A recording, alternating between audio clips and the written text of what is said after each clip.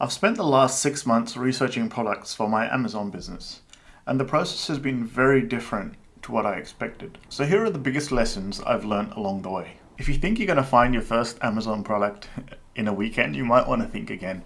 I know when I first started, I thought I would find my first product quite easily, maybe in a week or two, and then I could order it and then start selling it. But it turns out it's a bit more complicated than that.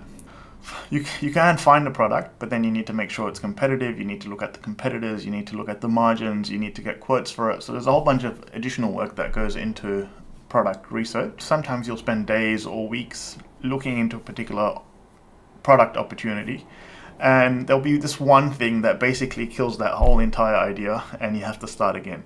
And that can be very difficult. So finding a product can be easy, but finding a product that you're willing to put your own money behind, that is a little bit more tricky. Never take a supplier's first quote at face value. One thing I've learned from product research is that suppliers can be slippery, and I don't necessarily mean that they are dishonest.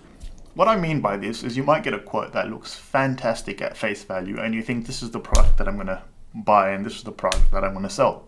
And when you look into it a bit further, you realize this is based on a minimum order quantity amount, and it doesn't include things like packaging, any additional modifications or logos, or even the type of shipping that you're after. So you really need to be very careful, get a complete picture of what's included in the price that a supplier provides to you. Because when you're working with tight margins, even a small change in the price can be the difference between a winning product and a product that's going to lose you thousands. Your research is only going to be as good as the numbers you put into it, and you need to make sure those numbers are accurate. Product research tools are really important. But just because a product research tool tells you a particular product is a great opportunity, that doesn't mean you should order 1,000 units off the bat, especially if you're a beginner. These tools are incredibly useful for finding decent products with good demand, helping you determine the fees and the margin, and really finding good niches for you to start in.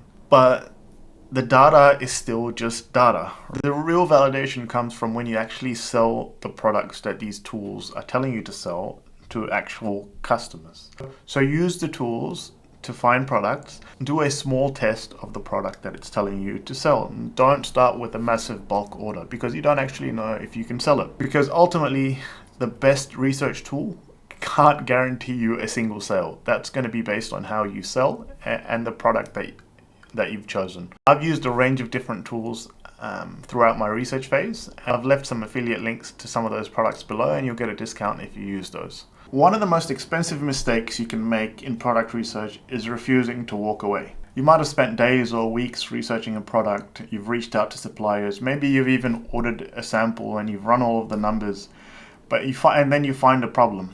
But because you've invested all of this time and effort into this particular product, you think and you start to convince yourself that you can get away with it. But this product is obviously, there's a fundamental flaw. You can't.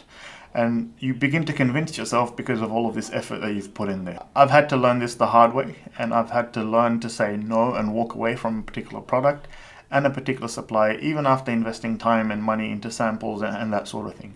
And really, that's a much better outcome for you than spending thousands of dollars on inventory that doesn't sell and that will result in negative reviews. So make sure you learn to say no and walk away when a particular product or supplier doesn't make any sense. If you're waiting to find the perfect product for your Amazon business, you may be waiting forever. I've spent a lot of time looking for the perfect product, a product that ticks all the boxes, that has really high demand, that has very low competition, that is, in a niche that is exciting, that has great margins, that is easy to sell, that isn't too bulky or too heavy, that has, low shipping and storage fees. But every product I've researched, there's been some trade-off. Either there's too much competition, there's not enough demand, it's too bulky, or some problem. It's very hard to differentiate. So there's always going to be a trade-off in any particular product that you get. And eventually I realized the goal is not to find a product without any problems. The goal is to find a product with good enough margins where the numbers make sense and the risk is manageable and the problems are worth solving. And if you can find that, and that's a good starting point. And at some point, you have to stop researching and you have to make the decision to start. Those are the 5 biggest things I've learned from my 6 months of product research so far. Now, if you enjoyed this video, like, comment, and subscribe. and I'll see you in the next one.